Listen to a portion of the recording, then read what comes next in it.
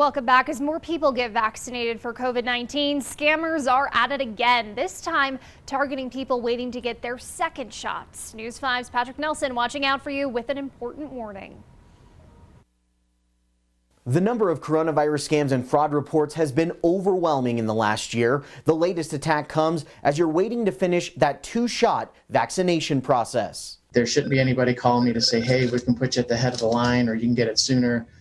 You should already have those dates in mind. No one's going to reach out to you. You may get a reminder that your vaccine, is coming up from your health provider, but no one should be calling you or soliciting any money from you. Law enforcement agencies across the country are getting reports of people getting unsolicited calls, asking for sensitive information and even payments in order to secure that second COVID vaccine shot. JOANN Cordero is a senior who got one of these suspicious calls ahead of her next vaccination date. She first got a suspicious text, then that call, but she recognized the person calling was up to no good. I'm calling to tell you about your second dose of vaccine. So, JOANN, I need to ask you some questions. In my mind, I'm saying, this doesn't sound right. And I said to him, you have all the information on this paper I left when I first received my first vaccine. And all of a sudden, there was a click.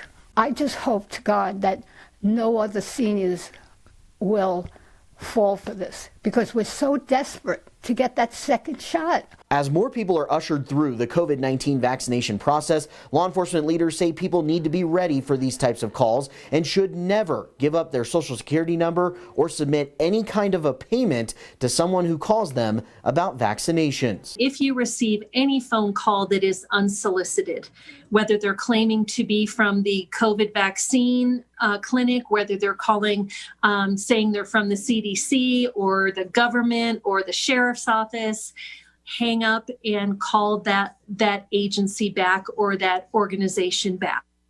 Time is on your side, and these are ways that scammers use to intimidate and to threaten and to victimize our most vulnerable populations. Investigators want to know if you get one of these calls, texts, or emails so they can track them. I've listed ways that you can report these scams to help fight back against them on our website, KOAA.com. Always watching out for you. Patrick Nelson, News 5.